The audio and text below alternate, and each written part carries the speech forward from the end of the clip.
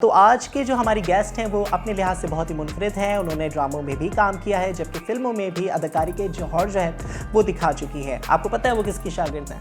वो शागिर्द हैं द लेजेंड ज़िया मोहिउद्दीन साहब। अदाकारा हानी ताहा इस वक्त हमारे साथ मौजूद हैं। मेरी एक्चुअली अम्मी सहाफ़ी हैं, तो मुझे सहाफ़त का शौक़ था। मैं लिखती थी पहले। मैंने अपना इब्तिदा किया था जैसे अमूमन लोग पाकिस्तान में या करते ही हैं, फ़ैशन जर्नलिज्म। तो मैंने सहाफ़त वहाफ़त सब छोड़ी, एक तरफ किया। हालांकि बड़े इंटरनेशनल प्रोजेक्ट्स भी करी थी उस वक्त, और मैं इदारे में भर्ती हो गई। पाकिस्तान में मेरे ख़्याल से अगर आपको बहुत नामवर और बड़ा स्टार बनना है तो वो बेहतर है कि आपने ना ही कुछ पढ़ा हो। हम एंटरटेनमेंट बिज़नेस को जो एज अ बिज़नेस नहीं देखते, और ना हम इसको एज ए इंडस्ट्री प्रॉपर्टी देखते हैं। क्योंकि अगर आप कहें कि चलें आज मुझे अचानक से शौक़ हो गया कि मुझे लॉयर बनना है, तो मैं ऐसे तो जाके किसी के दफ्तर में खड़ी नहीं हो सकती ना। वो ये तो नहीं कहेगा अच्छा भाई तुम्हारी शक्ल अच्छी लगती है, तुम अच्छी बहस कर लेती हो, तो आ जाओ तुम्हें लॉयर बना देते हैं। बॉक्सिंग जो है आजकल मैंने नई चीज़ पिकअप की है, तो मैं उसमें बड़ा मज़ा आता है। सिखाने के तो हम लायक हैं नहीं। अस्सलाम वालेकुम जी, मैं हूं आपका मेज़बान सैयद ज़ुबैर राशिद, और नई उम्मीद, नए जज्बे और नई लगन के साथ आपको हम हमारे program voice of South Asia के प्रोग्राम टी टाइम में दोबारा से खुश आमदीद कहते हैं। हर दफ़ा से हमारी एक रिवायत रही है कि पाकिस्तानी शोबिज़ इंडस्ट्री के ऐसी नामवर शख्सियात से हम आपकी मुलाकात करवाते हैं जिनको सुनकर आपका दिन जो है अच्छा हो जाता है और आपका दिल भी बाग बाग हो जाता है। तो आज के जो हमारी गेस्ट हैं वो अपने लिहाज से बहुत ही मुनफरिद हैं। उन्होंने ड्रामों में भी काम किया है, जबकि फिल्मों में भी अदाकारी के जौहर जो है वो दिखा चुकी है। और ना कि सिर्फ उनका तजुर्बा फिल्मों में और ड्रामों में है, बल्कि उन्होंने थिएटर के हवाले से जो है एक अपना नाम बनाया है, अपना नाम कमाया है। और वो जो शागिर्द हैं, आपको पता है वो किसकी शागिर्द हैं? वो शागिर्द हैं द लेजेंड ज़िया मोहिउद्दीन साहब की। ज़िया मोहिउद्दीन साहब जो कि पाकिस्तान का एक बहुत ही बड़ा नाम, अदब में उनका एक बहुत बड़ा नाम, शेर व शायरी में उनका बहुत बड़ा नाम, अदाकारी में उनका बहुत बड़ा नाम, और ना कि सिर्फ पाकिस्तान में बल्कि उन्होंने पूरी दुनिया में पाकिस्तान का नाम रोशन किया। तो उनकी शागिर्द अदाकारा हानी ताहा इस वक्त हमारे साथ मौजूद हैं। उनसे आपकी बात कराते हैं। हानी, वेलकम टू द शो। वालेकुम, थैंक यू सो मच। हानी, ज़िया मोहिउद्दीन साहब का भी जिक्र हम कर रहे थे, और आप उनके शागिर्द हैं, और आपने ग़ालिबन जो है आप जो थिएटर की जो तालीम आपने हासिल की इनिशियली नापा से आपने की, national academy of performing arts से की। इसके हवाले से मुझे बताइएगा कि जब आप शागिर्द थी और ज़िया मोहिउद्दीन साहब से जब आपको सीखने का मौका मिला, तो उस वक्त के क्या आपके तासुरात थे? ज़िया साहब बहुत एक इंटिमिडेटिंग पर्सनालिटी हैं। जाहिर सी बात है, उनका एक इल्म का ज़ख़ीरा है वो, और कौन सी ऐसी बात है या कौन सी ऐसा फ़न है जिसके बारे में उनको नहीं पता। अगर आप रक़्स की बात करें तो उनको, अगर आपने हाथ यूँ रखा है तो वो पूछेंगे आपने ऐसा क्यों रखा है, इस मुद्रे का क्या मतलब है। अब झेम जाएंगे, क्योंकि आपने तो शायद किसी को देख के अगर वो चीज़ पकड़ी है तो आपके पास उसका जवाब होना चाहिए। वो एक बहुत इंटेलिजेंट इंसान थे। वो चाहते थे कि उनके सारे जो स्टूडेंट्स हैं वो भी इंटेलिजेंट ही हों। ज़िया साहब एक बहुत ही ज़हीन, बहुत ही पढ़े लिखे, एक इल्म का ज़ख़ीरा थे। कोई ऐसी चीज़ नहीं थी जिसके बारे में उनको पता ना हो। आप अंग्रेज़ी में बात करें, अंग्रेज़ी में किस तरीके से बात करनी है वो उनको आता था। उर्दू में भी वो बहुत पक्के थे। रक़्स में बहुत उनकी जो है माहिरी थी। म्यूज़िक के हवाले से वो उनकी जो है बहुत नॉलेज थी। तो कोई ऐसी चीज़ नहीं थी, अगर आप किसी चीज़ पे, उन्होंने हर चीज़ पे उबूर हासिल किया हुआ था। तो उनके सामने बात करते हुए आपको थोड़ा बंदा डरता भी था कि भाई ऐसी चीज़ के बारे में ना बात करें जिसके बारे में आपको पता ना हो। ये थोड़ा बहुत पता भी अगर है तो उनको आपसे बहुत ज़्यादा मालूम है उस चीज़ के बारे में। तो हम बहुत घबराए हुए रहते थे, लेकिन उनका सेंस ऑफ ह्यूमर भी बहुत ज़बरदस्त था। वो बहुत ही मज़ाहिया थे। और उनके साथ जब क्लासेस होती थी तो हम हमेशा डरे हुए सहमे भी हुए रहते थे, लेकिन चुपके उनकी वीडियो भी बनाते थे, क्योंकि वो हमें उर्दू डिक्शन सिखाते थे। वो लेके आते थे वो एक पर्चा मोनोलॉग का। पहले तो वही पढ़ते थे, फिर वो हमसे पढ़ाते थे। और जाहिर सी बात है उनके एक शहर में भी, और इसलिए क्योंकि हम खुद भी नाअहल थे, तो हमारी तो क्या ही कैपेबिलिटी है, तो कुछ ना कुछ हम मिस्टेक करते ही थे, और फिर जो उस पर हमें झाड़ पड़ती थी। तो वो एक मज़ाहिया किस्म का एक माहौल होता था। हम उनको बहुत मिस करते हैं। उनकी कमी बहुत मुश्किल है कि पूरी हो। यकीनन उनकी कमी को, उनकी जो खला है उसको पूर्ण नहीं किया जा सकता, लेकिन उनको फॉलो ज़रूर किया जा सकता है, और वही फॉलो करना हम में आपके अंदर भी दिखाई देता है। हानी, थोड़ा सा बैकग्राउंड में जाते हैं। हानी ताहा असल में क्या थी, क्या बनना चाहती थी, और स्टार्टअप कहाँ से लिया? मेरी एक्चुअली अम्मी सहाफ़ी हैं, तो मुझे सहाफ़त का शौक़ था, मैं लिखती थी पहले। मैंने अपना इब्तिदा किया था जैसे अमूमन लोग पाकिस्तान में या करते ही हैं, फ़ैशन जर्नलिज़म से, कल्चर के ऊपर रिपोर्टिंग करते करते। फिर मैंने सीरियस जर्नलिज़म किया। मैं अमेरिका में पढ़ रही थी, अमेरिका में काम कर रही थी। मैंने अल जज़ीरा के लिए काम किया, BBC के लिए काम किया, वाइस न्यूज़ एक इदारा था उनके लिए काम किया। फिर पाकिस्तान जब वापस आई तो शर्मीन उबैद के साथ मैंने काम किया, डॉक्यूमेंट्रीज़ की। उस वक्त मुझे लेकिन ये महसूस होता था कि जब आप न्यूज़ और डॉक्यूमेंट्रीज़ कर रहे हैं तो आप उन लोगों से मुखातिब हैं जो पहले ही बाशऊर हैं, और उन लोगों तक पहुंचना है जो सोसाइटी में जिनके लिए चेंज लाना है। और वो लोग हैं जो न्यूज़ नहीं देखते, जो बाखबर नहीं रहते, वो ज़्यादातर एंटरटेनमेंट की ज़बान समझते हैं, कॉमेडी की ज़बान समझते हैं, टीवी फिल्में, उनसे उनका जो है उनकी ज़्यादा वाबस्तगी है और वो उसी की ज़बान समझते हैं, उससे सीखते हैं। तो इसलिए फिर उस वक्त मैंने सोचा कि मुझे थोड़ा जो है ना अपने प्रोफेशन के हवाले से थोड़ा चेंज लाना पड़ेगा। लेकिन क्योंकि हमारी फैमिली में एक्टर उसी को समझा जाता है जो थिएटर करता है, और मान भी उसी को दिया जाता है जो थिएटर करता है। और जब हम बड़े हो रहे थे तो हमने बहुत अनवर मकसूद के सारे खेल देखे। मेरा एक भाई है, मैं और मेरे भाई, आई थिंक हम लोगों को अभी भी तकरीबन हिफ्ज़ है आंगन टेढ़ा, और फैमिली में हम एक दूसरे को लाइनें कसरे होते हैं आंगन टेढ़ा की।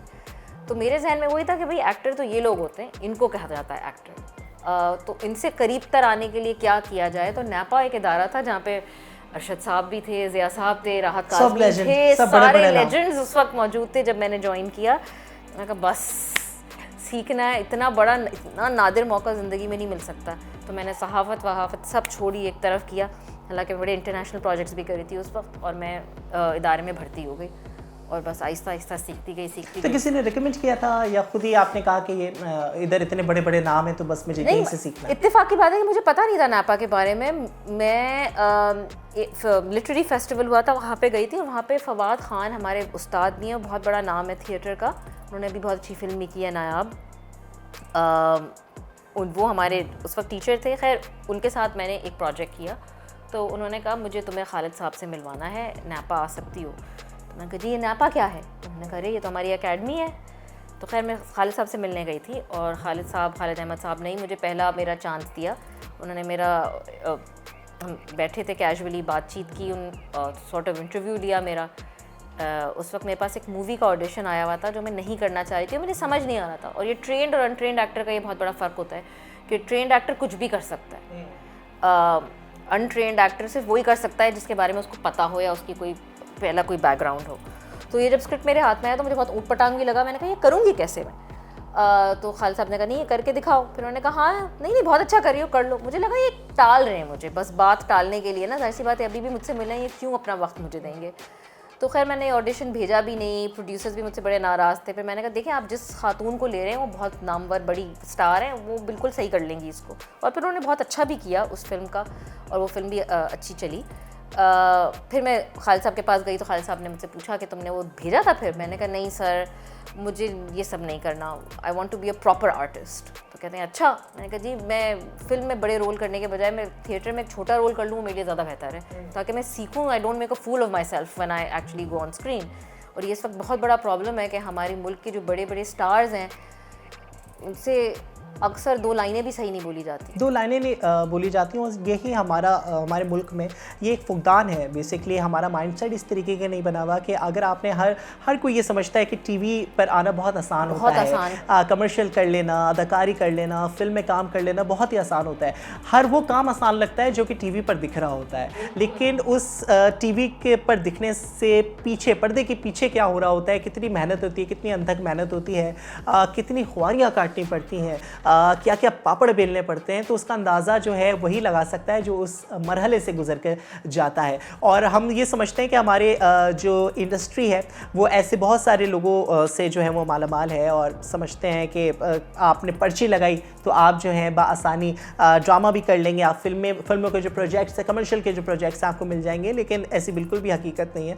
और अगर आपने वाकई ही कोई फ़नकार बनना है और फ़न व फ़नकारी पर जो है अबूर हासिल करना है, तो आपने सबसे पहले जो है थिएटर पर अपनी ग्रिप जो है वो बनानी पड़ेगी। मेरे ख्याल से हमारे जितने भी बड़े आर्टिस्ट हैं वो सबसे ज़्यादा रिकमेंड यही करते हैं कि आप अपने आप को सबसे पहले अपना जो लोहा है वो थिएटर में मंचवाएं, उसके बाद आप फिर ड्रामों में आएँ। तो आप क्या समझते हैं इस बारे में? यहाँ पे तो बिल्कुल भी रुझान नहीं है पढ़ाई लिखाई का, मैं कहूँगी ये इंडिया में है, पाकिस्तान में तो बिल्कुल भी नहीं है। पाकिस्तान में मेरे ख्याल से अगर आपको बहुत नामवर और बड़ा स्टार बनना है तो वो बेहतर है कि आपने ना ही कुछ पढ़ा हो।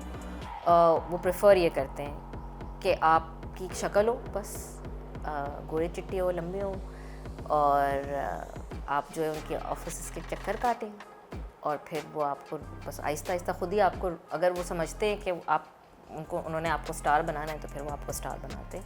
लेकिन उसमें पढ़ने लिखने का तो दूर दूर तक नहीं है। और ये मुझे याद है 90s का जो पीटीवी जो हमारे जिसको हम कहते हैं गोल्डन एरा ड्रामे का था, शायद 2000 तक भी था, जब तक मैं कहूँगी सरवत गिलानी जैसे लोग काम भी कर रहे थे इंडस्ट्री में। फिर पता नहीं इंडस्ट्री में बहुत ज़बरदस्त शिफ्ट आ गया। नादिया जमील जैसे पढ़े लिखे लोग भी थे, नादिया ने भी बरतानिया से जो है एक्टिंग की तालीम हासिल की थी, वो आई थी, तो बहुत अच्छे अच्छे हमारे ड्रामे बनते थे। फिर पता नहीं किस मोड़ पे क्यों और कैसे शिफ्ट आया, शायद इसलिए कि हम इंडिया पे स्टार प्लस ने जो है बहुत छा गया था, तो उससे हम उस फॉर्मेट से बहुत ज़्यादा हम इम्प्रेस होके हमने यहाँ पे उस किस्म का काम करना शुरू कर दिया। लेकिन एक पूरा चेंज आ गया कि हमने जो हमारी अच्छी स्टोरी टेलिंग थी, जो अच्छे ड्रामे थे और जो अच्छे एक्टर्स थे, उनको लेना छोड़ दिया, और फिर बस इधर उधर से कहाँ से लोग। फिर हमने सबसे ज़्यादा ये भी तो किया हुआ है कि हमने सेलेक्टिव कुछ आर्टिस्ट को रखा हुआ है कि भाई 6-3-5 चैनल्स हैं और उस तमाम चैनल्स पे जो है एक ही आर्टिस्ट जो है वो अदाकारी कर रहा होता है। किसी पे वो आर्टिस्ट बहू बनी हुई होती है, किसी में वो आर्टिस्ट जो है बहन बनी हुई होती है, किसी में विलन बनी हुई होती है। तो हमें मेरे ख्याल से अपॉर्चुनिटी जो है दूसरों के लिए भी क्रिएट करने की ज़रूरत है और दूसरों को भी वसाइल जो है हमें फराम करने की ज़रूरत है। हानि, ड्रामों के हवाले से भी बात करते हैं। हानि ने अब तक कितने ड्रामों में काम कर लिया? मैं बहुत सिलेक्टिव हूँ, मैंने बहुत कम काम किया है ड्रामों में, क्योंकि वही जैसे मैं आपसे अर्ज़ कर रही थी कि एक तो एक अच्छी टीम मिलना बहुत मुश्किल है, क्योंकि वो अच्छे प्रोजेक्ट सिर्फ वो कुछ सेलेक्ट लोगों के लिए रखते हैं।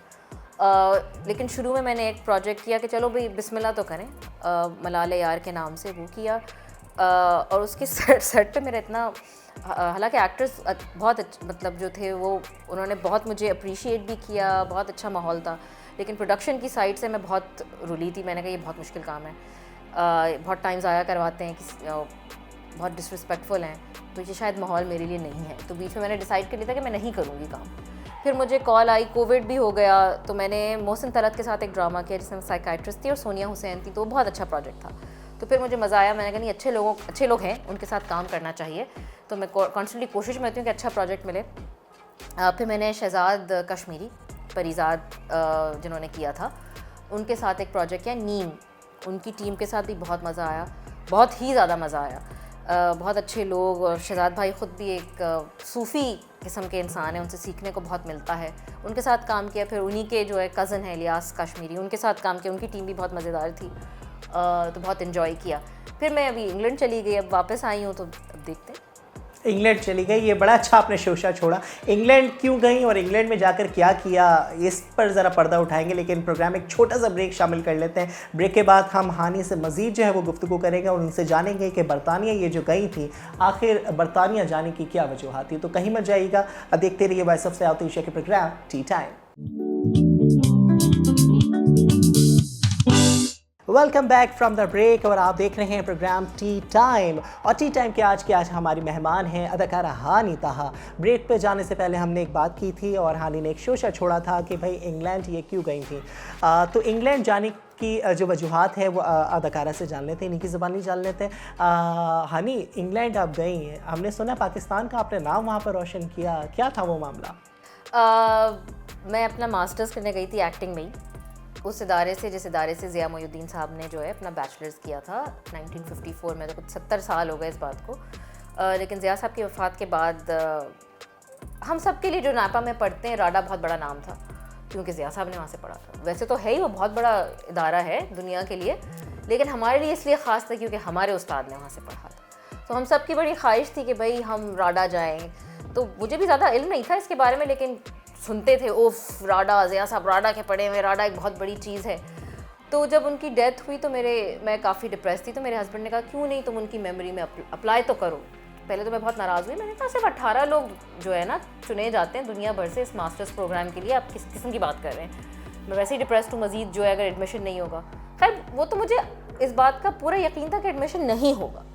तो जब आपको एक चीज़ का यकीन होता है कि एक चीज़ नहीं होने वाली, तो आप आई थिंक बहुत ही फ्री माइंड से वो करते हैं, एक एतमाद से करते हैं कि ये तो होगा नहीं, तो फिर आप अपने ऊपर प्रेशर भी नहीं डालते। एक्सक्यूज मी, आप ऊपर प्रेशर भी नहीं डालते कि भाई मैंने घुसना ही घुसना है, होना ही होना चाहिए ये चीज़। तो उससे वो एक बड़ा फ्रीइंग एक तरीके से हो जाता है कि भाई जब आपने एक चीज़ पे ज़्यादा जोर नहीं डाला, आपकी उम्मीद ही नहीं है उस चीज़ की होने की, तो फिर आप उसके बारे में ज़्यादा नहीं सोचते और फिर आप एक्चुअली उस काम को अच्छा कर लेते हैं। तो मैंने अप्लाई किया क्योंकि एप्लीकेशन की कोई फ़ीस ही नहीं थी और कुछ 5 महीने का मरहला था, और 5 महीने के मरहले के प्रोसेस से जो है ऑडिशन प्रोसेस से मैं गुजरी हूँ और फिर जाके मेरा एडमिशन हुआ है, जो एक बहुत बड़ा ख्वाब था। यकीन नहीं आता कि ये हो गया और करके भी वापस आ गए। करके ख्वाब था, हो गया और फिर करके भी वापस आ गए। अच्छा, हमारे देखने वालों को ज़रा बताएंगे, राडा जो है बेसिकली इंटरनेशनल इदारा है, इसकी क्या एब्रीविएशन है, और दूसरा यहाँ से कौन कौन से नामवर फ़नकार पूरी दुनिया में जिन्होंने अपना नाम बनाया है, तो राडा से कौन कौन से ऐसे अदाकार हैं जो कि मुंसलिक रहे हैं? राडा का मतलब है royal academy of dramatic art.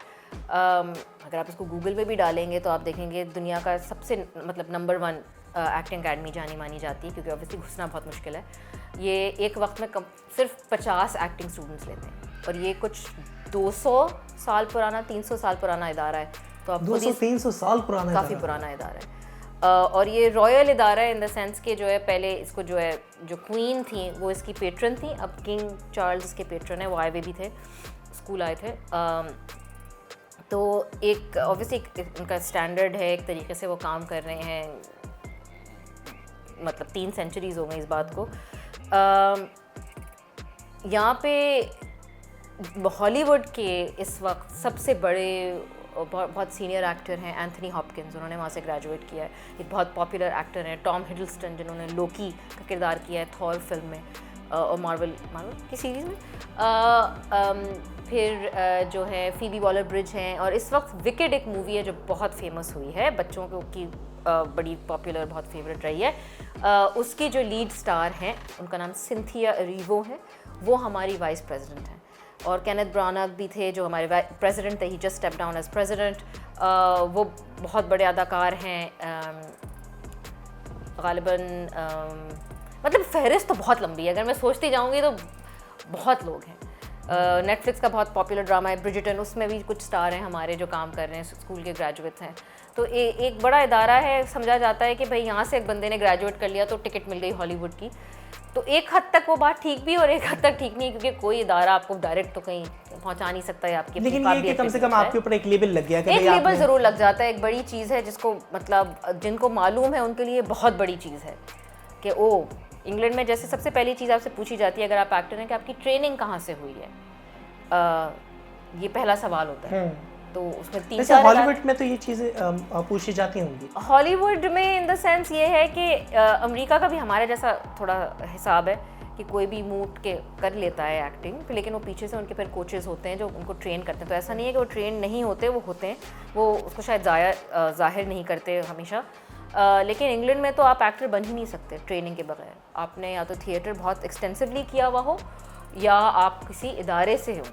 चलें, अब आपके ऊपर एक लेबल लग गया, बरतानवी नामवर इदारे से आपने जो है डिग्री हासिल कर ली, तो आप हानी जो हैं जैसे पाकिस्तानी ड्रामों में अगर काम करती हैं तो हानी उसी बजट में काम करेंगी जो कि पहले हानी को सर्टिफिकेट मिलने से पहले बजट मिल रहा था, या वो बजट भी जो है उस पर भी इजाफा हो जाएगा? हम उम्मीद कर सकते हैं कि बजट पे इजाफा हो, लेकिन यहाँ पे तो इन चीज़ों की रिकग्निशन ही नहीं है। बहुत मुश्किल है अपने आप को मनवाना। हम ये बड़ी अफसोस की बात है कि हम as a nation, as a culture, शायद एकेडमिक अचीवमेंट की कोई वैल्यू नहीं है, और हम एंटरटेनमेंट बिज़नेस को जो एज अ बिज़नेस नहीं देखते और ना हम इसको एज अ इंडस्ट्री प्रॉपर्ली देखते हैं। क्योंकि अगर आप कहें कि चलें आज मुझे अचानक से शौक हो गया कि मुझे लॉयर बनना है, तो मैं ऐसे तो जाके किसी के दफ्तर में खड़ी नहीं हो सकती ना। वो ये तो नहीं कहेगा अच्छा भी तुम्हारी शक्ल अच्छी लगती है, तुम अच्छी बहस कर लेती हो तो आ जाओ तुम्हें लॉयर बना देते हैं। तो ऐसा तो नहीं होता। वो कहते हैं बेटा क्या पढ़ा है, कुछ आता भी है, तो ऐसे तो नहीं आप कर सकते ना।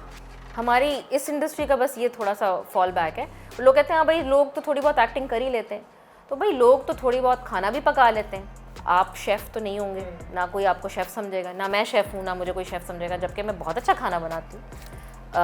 ईद का मौका है, ज़रूर मैं खाना भी बनाऊँगी फैमिली के लिए, कुछ मीठा वीठा भी बनाऊँगी जो मेरी स्पेशलिटी है, लेकिन लोग आएंगे ज़रूर तारीफ़ करेंगे कि बहुत अच्छा पका था, लेकिन कल को कोई रेस्टोरेंट या बड़ा होटल मुझे शेफ़ के तौर पे तो नहीं रखेगा ना, बहुत फ़र्क है। सोच का फ़र्क है और सबसे बड़ी बात क्या है, मालूमात का फ़र्क है, मालूमात का फुकदान है। हमें मालूम ही नहीं है कि हमें गालिबन ये नहीं मालूम कि हमारे अपने कराची में जो है कितने ऐसे इदारे हैं जो कि फ़नून लतीफ़ा को फ़रोग़ देते हैं, फ़नून लतीफ़ा की तालीम जो है वो फ़राहम करते हैं। कौन कौन से ऐसे इदारे जो सर्टिफाइड हैं या नेशनल तौर पर अगर देखा जाए तो वहाँ पर हमारे पास कौन कौन से ऐसे इदारे मौजूद हैं। तो हमें ख़ुद भी रिकगनाइज़ करने की ज़रूरत है और हमें चाहिए कि हम इन इदारों से जाके सीखें, ना कि सिर्फ अपने मुल्क के सीखें, बल्कि अगर मौका मिले तो आप बाहर जाके भी ज़रूर सीखें। अच्छा गालिबन आप पहली पाकिस्तानी ऐसी हैं जिन्होंने मास्टर्स की डिग्री वहाँ से हासिल की है और पहले मुस्लिम भी हैं। मुसलमान पहले भी रह चुके हैं, लेकिन इस साल मैं वाहिद मुसलमान थी और ये बहुत मुश्किल वक्त है मुसलमानों के लिए दुनिया भर में,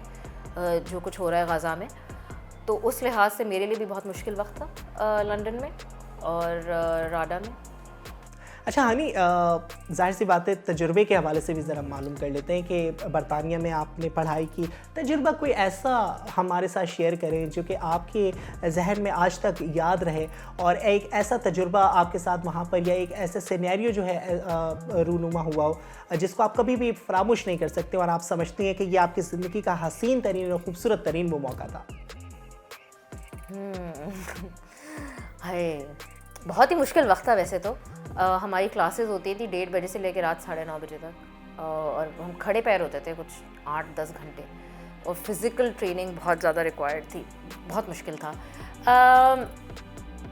मैंने लंदन में कुछ 90 प्लेस देखे पिछले साल और मैं एक प्ले में जब मैं गई थी तो मेरे साथ ही लिफ्ट में एक मौसूफ चढ़े थे, तो मैंने कहा नहीं ये वो नहीं हो सकते। फिर आगे प्ले के बाद लोग नीचे अमूमन जो एक्टर्स से मिलते हैं, बहुत सारी बातें होती हैं प्ले के हवाले से और भी फ़नून लतीफ़ा के हवाले से, तो मैं आखिर तक रुकी थी और ये प्ले था 4 मुसलमान सोमाली लड़कियों का। तो एक बहुत नामवर अदाकार हैं इंग्लैंड के, वो वहाँ पे मौजूद थे, पापा इसी ड्यू उनका नाम है। तो फिर मेरी उनसे जो हम काफ़ी एंड में जो है सिर्फ कुछ 10 लोग बचे हैं, तो हम खड़े हुए काफ़ी देर तक बात करते रहे। फिर मेरी भी उनसे इंट्रोडक्शन कराई गई और वो इतने खुश हुए और इतने इम्प्रेस हुए इस बात से कि मैं राडा में पढ़ रही हूँ। लेकिन वो उनको था, उससे वो काफ़ी अपसेट थे कि तुम वाहिद मुसलमान हो राडा में, ये कैसे हो सकता है। तो उसने कहा बस यही हाल है इस मुल्क का। तो वो उनके साथ खड़े रह के बात करना, अपने एक्सपीरियंसेस शेयर करना as a person of colour, as a Pakistani actor, बहुत ही एक खूबसूरत एक्सपीरियंस था। फिर उसके बाद जो है फिर मुझे मिले और मैंने इनको जो है एक पूरा तोहफ़ा दिया पाकिस्तान से, एक खाड़ी का बैग दिया, हमारा जो ज़ैनब मार्केट पे जो है हमारे सूवेनियर्स मिलते हैं, ट्रक आर्ट वगैरह, वो दिया। तो वो बहुत खुश हुए थे। तो मुझे इस बात की बड़ी खुशी है कि मेरी वजह से हमारे मुल्क का कल्चर कुछ ब्रिटेन के बहुत बड़े बड़े स्टार्स के घर पे मौजूद है। अरे बेहतरीन। एक वो हैं और एक फिल डंस्टन है, बहुत बड़ा नाम है।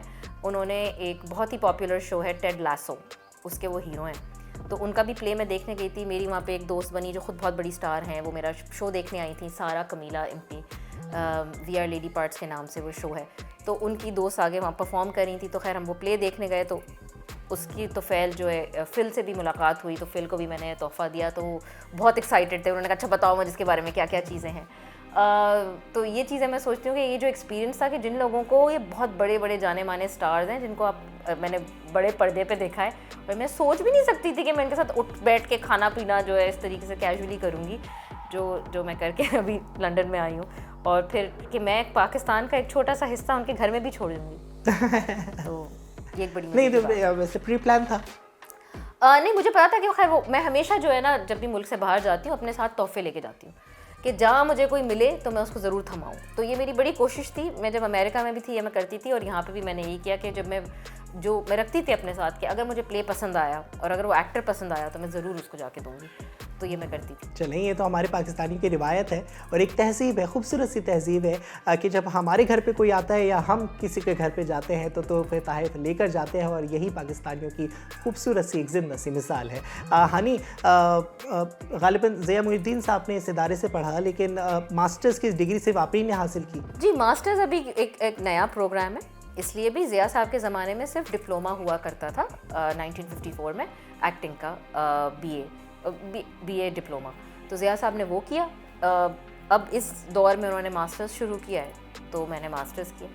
मास्टर्स किया, ज़बरदस्त भाई। जैसे उस्ताद हो वैसे ही शागिर्द, जैसा उस्ताद ने सिखाया उसी काफ़िले पर, उसी कह सकते हैं एक अज़म के इयादे को साथ लेकर चलते हुए जो है उन्हीं की राह पर जो है हानी ताहा भी जो है गामज़न में दिखाई देती हैं। भाई हानी, प्रोग्राम में आपको पता है ब्रेक जो है ना बड़ा ज़रूरी होता है, और जब तक ब्रेक ना हो तो फिर वो बड़ा मुश्किल हो जाता है गुजारा करना। तो एक छोटे से ब्रेक शामिल कर लेते हैं, फिर ब्रेक के बाद जब दोबारा आते हैं तो हानी से पूछेंगे कि इन्होंने खाने का जिक्र किया था, तो हानी ताहा जो है अदाकारी के साथ साथ कौन कौन से शोबे से मुंसलिक हैं, और अगर ये खाना बनाती हैं तो कौन से अच्छी डिशेस जो है ये अपने हाथों से तैयार कर लेती हैं। तो कहीं मत जाइएगा, रहिएगा हमारे साथ वॉइस ऑफ साउथ एशिया के प्रोग्राम टी टाइम में। Welcome back from the break. आप देख रहे हैं प्रोग्राम टी टाइम। हमारी मेहमान है अदाकारा हानी ताहा, और वक्त कम है, मुकाबला सख्त है। बहुत सारी ऐसी बातें हैं जो कि अभी भी हमें इनसे करनी थी, क्योंकि ये हमारे हाथ नहीं आती हैं। ये इनका रूटीन जो है वो बड़ा कह सकते हैं कि टफ़ होता है, बहुत मुश्किल से ये टाइम निकाल पाती हैं, और क्योंकि अदाकारा हैं जी, अदाकारों में टेंट्रम्स होते हैं, नखरे होते हैं, लेकिन ये एक वाहिद ऐसे अदाकार हैं जो कि बड़ी हम्बल और स्वीट नेचर की हामिल है। हानी, अदाकारी के साथ साथ हानी कौन कौन से मामलों पर उबूर हासिल रखती है? उबूर तो मैं नहीं कह सकती, लेकिन मुझे शौक है और आजकल मैंने बॉक्सिंग करना शुरू की है। हाँ जी, तो अदाकारा बॉक्सर बन गई। तो उसका मुझे बड़ा शौक है, मैं बहुत एंजॉय करती हूँ। वैसे ही एक्टर्स वर्कआउट भी करते रहते हैं फिजिक के लिए, तो वो भी ऑफ कोर्स एंजॉय मैं करती हूँ, लेकिन बॉक्सिंग जो है आजकल मैंने नई चीज़ पिकअप की है, तो मैं उसमें बड़ा मज़ा आता है। ये तो बड़ा मुख्तलिफ है। वैसे हमने आर्टिस्टों को सुना है कि आर्टिस्ट खाना खाना पसंद करते हैं, जिम जाना पसंद करते हैं। अच्छा, देखे खाना भी बहुत पसंद है। कल रात क्या पसंद है आपको खाना? कढ़ाई, बहुत ज़्यादा। कढ़ाई में तो इतनी सारी वैरायटी है, कौन सी खाती है? मटन है, मुझे मटन बहुत पसंद है। चिकन मुझे बिल्कुल नहीं पसंद। चिकन हालांकि घर में बना लेते हैं, लेकिन मेरी कोशिश होती है कि बीफ और मटन मुझे बहुत ज़्यादा पसंद है।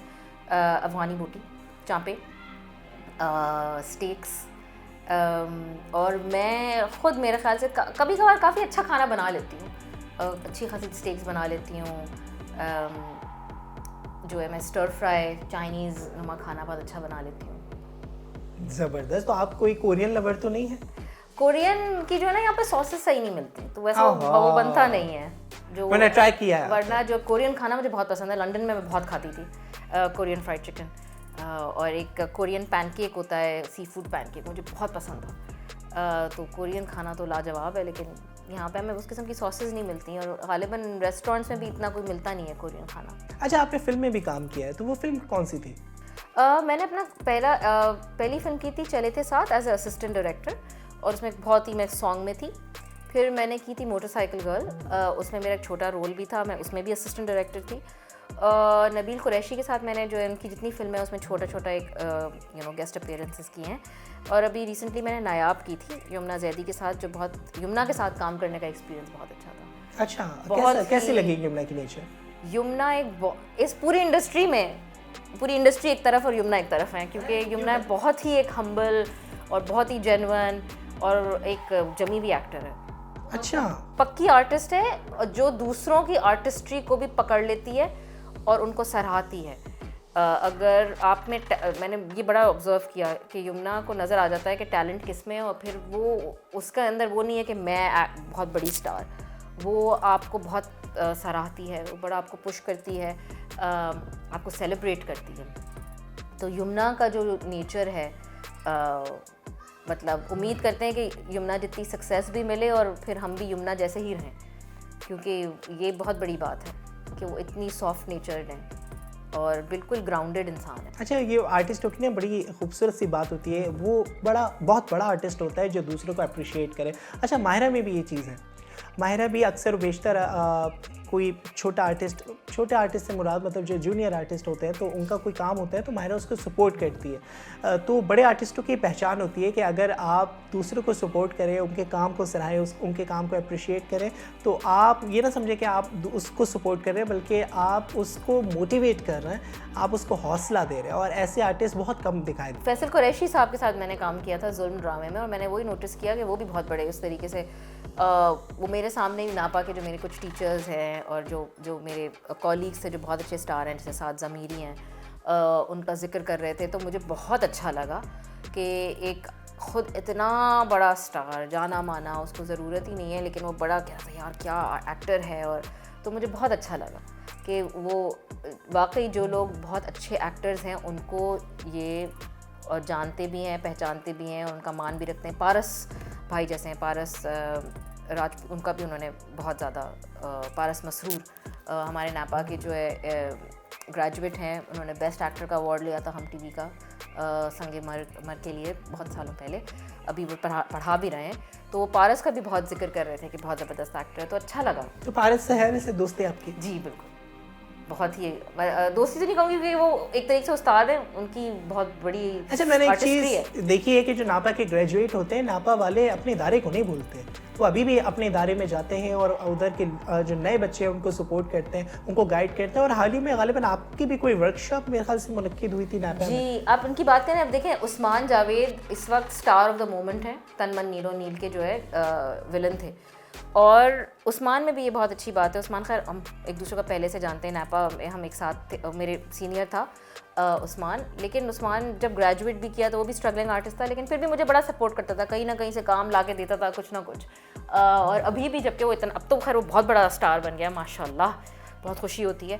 फिर भी उसका मुझे मैसेज आया कि तुम्हारा जो है गेस्ट लेक्चर था नापा में, मुझे आना था लेकिन मैं बैरून मुल्क हूँ तो मैं आ नहीं सका, मुझे बड़ा अफसोस है, तो मुझे बताओ तुमने क्या क्या शेयर किया वहाँ पे। तो ऐसे लोग हैं जो वाकई में बहुत जेन्युइन है। और नापा की यही बात है कि हमने नापा का बहुत अच्छा वक्त देखा है, हमने बहुत अच्छा काम किया एक दूसरे के साथ, और दूसरों का बहुत अच्छा काम देख कर उसको सराहा है और चाहा है कि भाई हम ऐसे बन जाएं, ऐसा काम करें। उस्मान उनमें से एक ऐसे एक्टर हैं, पारस ऐसे एक्टर हैं, साद ज़मीरी हैं, काशिफ हैं, फ़जर है, फ़जर शेख जो अभी कर्ज़े जान में है, यमुना की ऑपोजिट।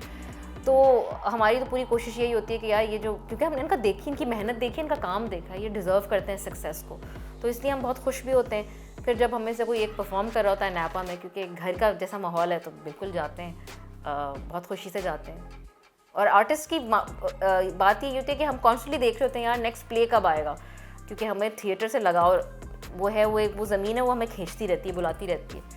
तो हम जाहिर सी बात है, वहाँ से आपने सीखा है, और जहाँ से आप सीखते हैं तो उस इदारे को कभी भी आप भूल नहीं सकते।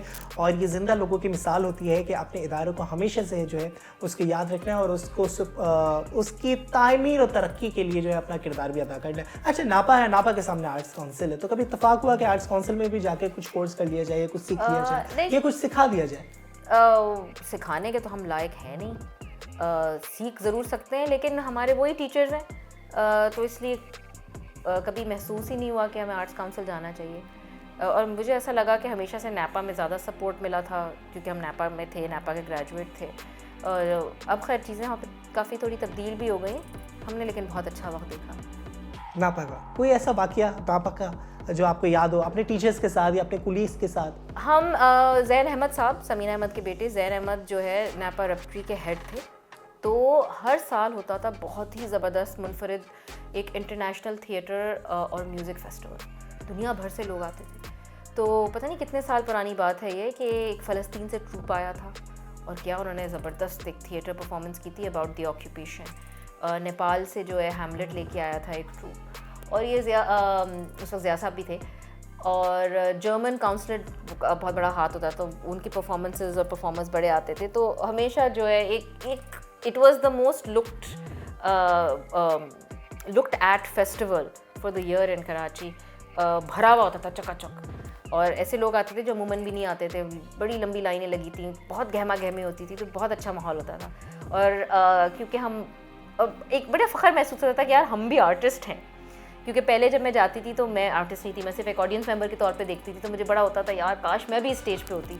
तो अब वो बड़ा अच्छा लगता था कि भाई हम भी आर्टिस्ट के साथ, दूसरे आर्टिस्ट के साथ बैठे हैं और हम दुनिया भर के थिएटर की बातें करते थे। और जैन भाई हमेशा जो है क्लोजिंग सेरेमनी के बाद अपने घर पे एक दावत रखते थे, सारे ये इंटरनेशनल स्टार्स आते थे, सारे इंटरनेशनल थिएटर आर्टिस्ट आते थे वहाँ पे, जो है गाना बजाना भी होता था और रात तक बैठे रहते थे गप्पे। तो वो उस टाइम को बड़ा मिस करती। तो आप गुलकारी का भी शौक़ रखती हैं? थोड़ा बहुत एक्चुअली, हाँ। मुझे लगता था कि मैं गा बिल्कुल नहीं सकती, लेकिन राडा में जाके मैंने इस चीज़ को ज़रा एक्सप्लोर किया तो पता चला नहीं, गा भी सकते हैं। बेहतरीन भाई, गा भी सकते हैं और वही आर्टिस्ट होता है जो कि हर मामले पे जो है एक कह सकते हैं ग्रिप जो है अपना हासिल कर सकता है। आप थिएटर करवा लें, आप अदाकारी करवा लें, आप फिल्मों में काम करवा लें, आप रक्स कर, अच्छा रक्स की भी वैसे वहाँ पे ट्रेनिंग होती थी जी। रक्स की जो है, अच्छा जो हमारा बर्रे सगीर का ये कॉन्सेप्ट था और ये कॉन्सेप्ट अब जो है वेस्ट में भी है कि भाई एक्टर जो है वो होता है, परफॉर्मर वो होता है जिसको डांस भी आता है, सिंगिंग भी आती है और एक्टिंग भी आती है, तीनों वो बहुत अच्छा कर सकता है। और ये पहले हमारे बर्रे सगीर में ऐसा होता था कि ये अलग नहीं होता था कोई भी फ़न एक दूसरे से। तो जो अगर आप स्टेज पे हैं तो आपको ये तीनों चीज़ें आनी चाहिए। तीनों चीज़ें आनी चाहिए और फ़न जो है, फ़न की कोई हुदूद नहीं होती, चाहे आप अपने मुल्क में सीखें या चाहे आप अपने दोस्तों से सीखें या चाहे आप बाहर ममालिक में जाके सीखें। फ़न को सीखें, फ़न को और अपने अंदर अपनाएं और फ़न को एक इबादत के तहत जो है उसको अपने दिल में समाएं और उसको आगे जो है पेश करें।